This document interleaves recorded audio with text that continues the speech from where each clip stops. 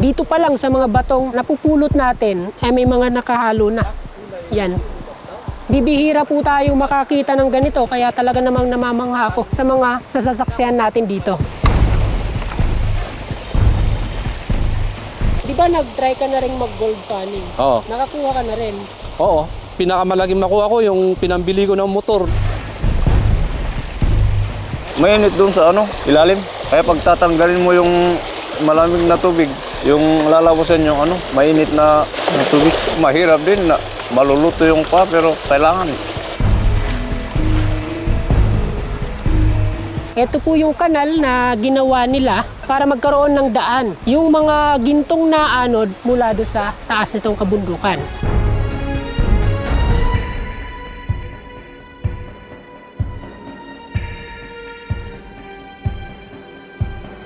Good morning mga ka-SAF TV, panibagong vlog, panibagong lugar na naman ang ating explore ngayong araw. Nitong mga nakaraang buwan ay in-explore po natin ang malaking bahagi ng Mindanao. Pinuntahan po natin yung mga kaloob-looban nito, kasama na yung mga bulubunduking bahagi ng iba't ibang probinsya na nasa Mindanao. So ngayon naman, unang buwan ng taong 2023, atin namang i-explore ang ilan sa mga lugar na pinagkukuhanan ng mga ginto ng ating mga kababayan. So mula dito sa Tiplex ay magta-travel na lamang tayo ng mahigit 2 oras papunta sa probinsya ng Benguet kung saan ang ating destinasyon ngayong araw. At gamit pa rin po natin itong ating Avanza. Ayan, so yung Hilux hindi pa po natin magamit ng long distance kasi nga wala pa tayong ORCR. So eto na muna yung gagamitin natin habang nandito tayo sa Luzon.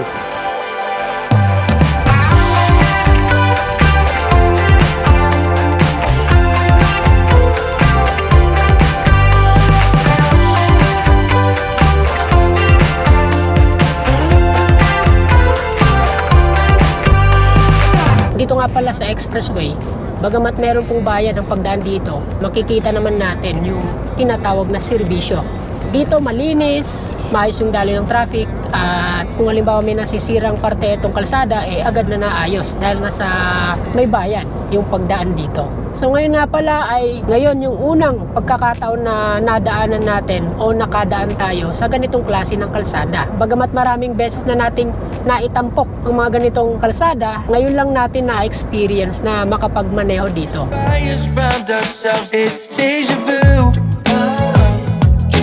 Memories come back when I'm with you. It's deja vu. Memories come back when I'm with you.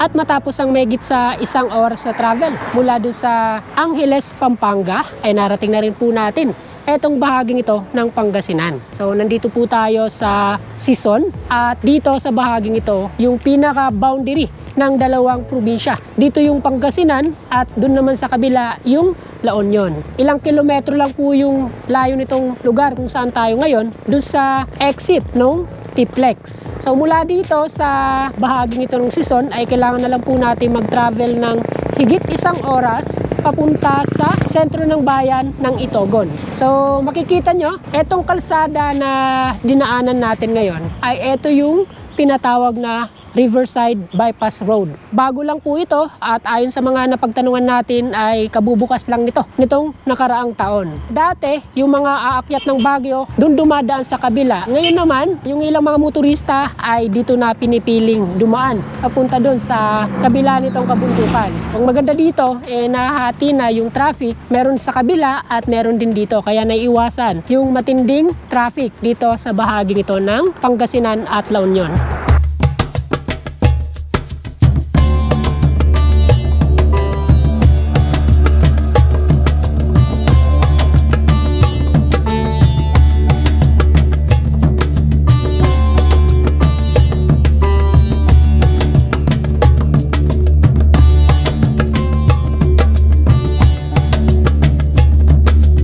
Matapos lamang ang ilang minutong travel mula dun sa Sison, Pangasinan, nandito na po tayo sa Baguio City.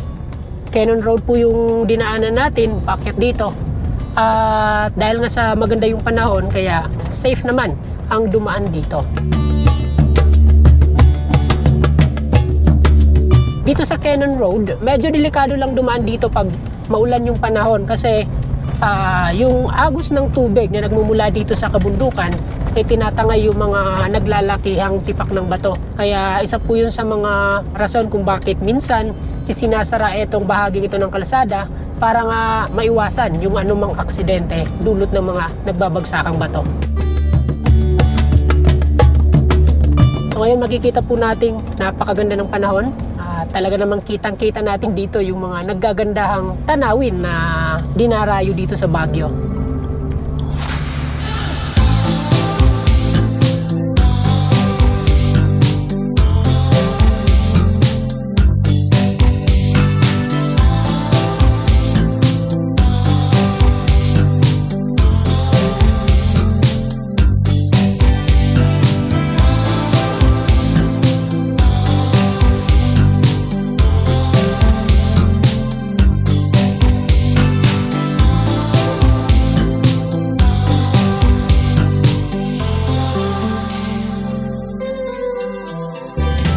At matapos ang mahigit sa 2 oras na travel mula sa Angeles City, Pampanga, ay narating na rin po natin etong Itogon, Benguet. Iwanan po muna natin dito etong ating sasakyan kasi mula dito, lalakarin na lang po natin ng ilang metro pababa dito sa ilog. Yun. So sa taas po nitong bundok, makikita po natin yung Municipal Hall nitong Itogon, Benguet. So dito nga pala, para makapunta sa bahaging ito ng Benguet, pwede po kayong sumakay nitong jeep. Yan. Ito po yung mga pangkaraniwang sasakyan na sinasakyan ng mga commuter papunta dito sa bahagi ito ng probinsya. So, ang pamasahe daw po dito ay nagkakahalaga ng 50 pesos. Okay?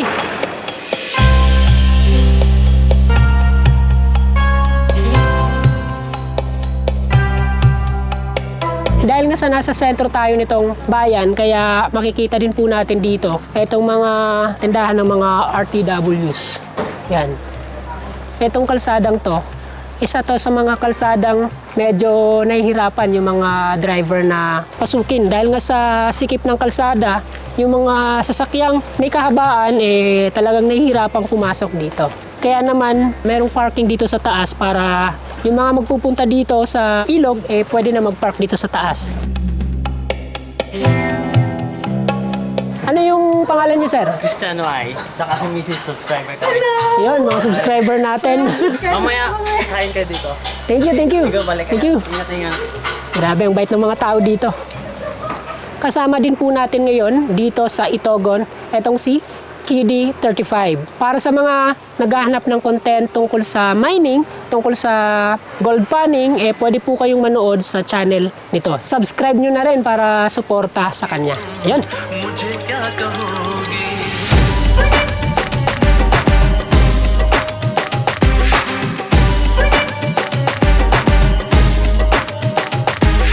So, isa sa mga rason kung bakit popular etong ilog dito sa Itogon ay dahil sa gold panning.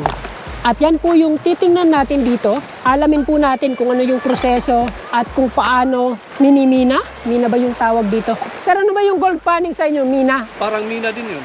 Mina sa ilog. So, yun po yung karaniwan ng hanap buhay ng mga taga rito sa Itogon. May nakita po tayo ditong nagpapaning at yun po yung pupuntahan natin. Medyo malakas yung current ng tubig dito. So, doon tayo sa unahan.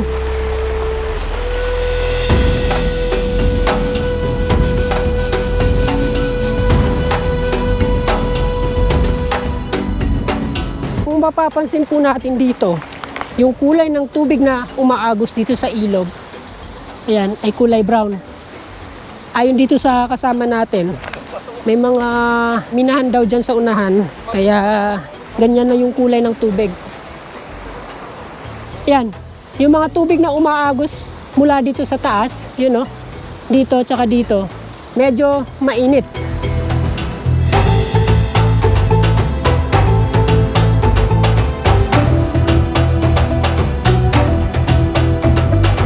Ayan, so buti na lang meron silang ginawa dito na temporary bridge para madali tayong makakatawid dito sa kabila.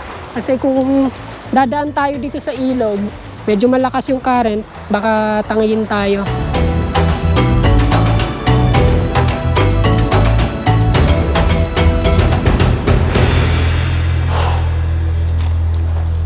Ayan, so mula dun sa pinagparkingan natin, ay naglakad po tayo ng mahigit 15 minutes bago narating itong bahaging ito ng ilog. Itong ilog ay ito po yung tinatawag nilang Ambalanga River. Ambalanga kasi salitang Ibaloy na ang ibig sabihin ay yung pulang bato. Yun. So dito, maliban sa nadaanan nating mga resort, isa sa mga popular dito sa Ambalanga River ay yung gold panning. So dito, may naabutan po tayong nagpapaning. Ayan. At dito sila pumupwesto sa bahaging ito ng ilog. So mapapansin po natin na parang may kanal dito sa gilid nitong ilog. Ito po yung kanal na ginawa nila para magkaroon ng daan. Yung mga gintong na anod mula doon sa taas nitong kabundukan. So yung unang ginagawa nila dito ay ihiwalay yung mga bato sa buhangin sa pamamagitan nitong salaan. So yung mga nakuha nilang bato ay itinatambak dito sa gilid, kaya makikita po natin na parang may pader na dito. At yung buhangin naman na naiiwan sa ilalim, yun na po yung sasalain naman nila para lumitaw yung mga naanod na ginto.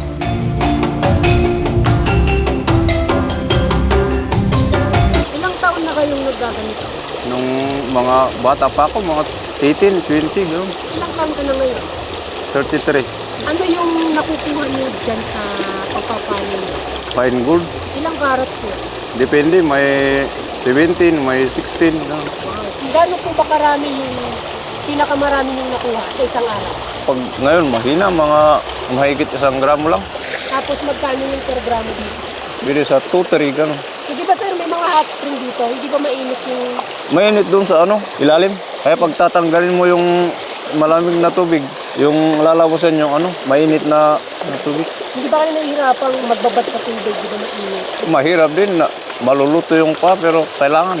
Ano po ba yung may pinakamadaling paraan sa pagkuha ng ginto? Depende. Pag yung gusto mo yung may pera kagad, yung panning.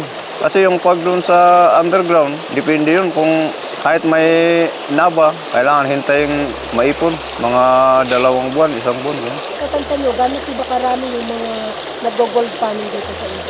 Marami, mga 20 siguro, hanggang doon sa taas.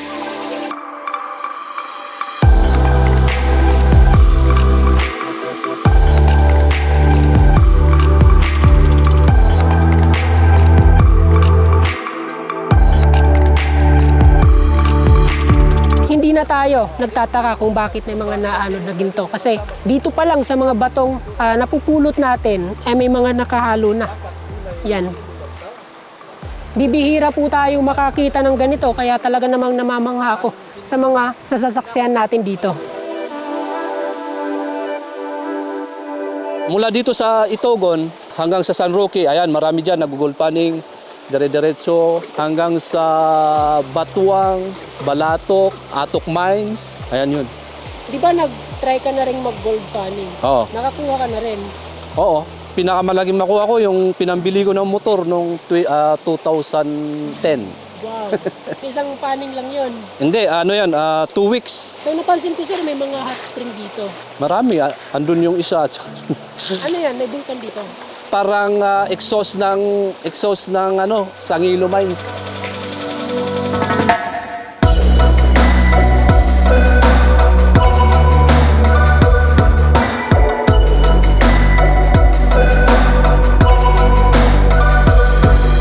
So yung mga nagpapaning nga pala, mula umaga hanggang hapon, dito na sila lumalagi. Kaya naman gumawa sila ng temporaryong masisilungan para kung halimbawa gusto nilang magpahinga, gusto nilang manangalian, pwede silang tumambay dyan. Dito kasi sa ilog, wala na tayong makikitang mga pwedeng masilungan dahil nga sa yung mga puno ay nandun na sa taas.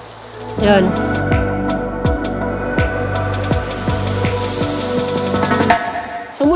dito, matatanaw po natin yung tunnel. Ayan, tunnel na may mga nakapasok na hose. So dun po banda, lumalabas yung mainit na tubig at pumupunta dito sa mga resort na nandito sa Itogon. So makikita po natin yung bato na yan na parang umuusok. Mainit po yung tubig na lumalabas dyan. So mapapansin po natin na naglalakihan yung mga bato dito sa ilog. Galing po ito sa taas na tinangay ng malakas na agos kung halimbawa nagkakaroon ng masamang panahon.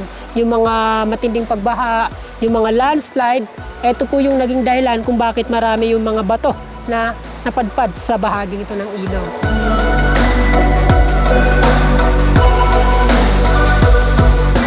So mapapansin po natin na mayroong hanging bridge sa taas nitong ilog. Diyan po dumadaan yung mga residente na nandito sa kabila nung hindi pa nagagawa yung tulay dito sa baba. Ganon kataas yung hanging bridge dahil nga pag halimbawa mayroong baha, makakatawid pa rin o mayroon pa rin pagkakataong tumawid yung mga residente dito.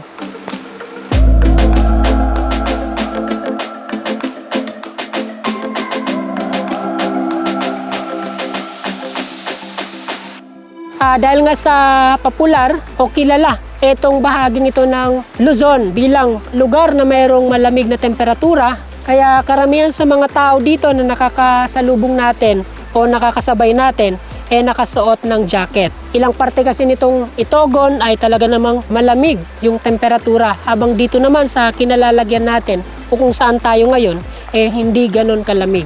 Bagamat amihan season pa, parang summer na yung temperatura dito.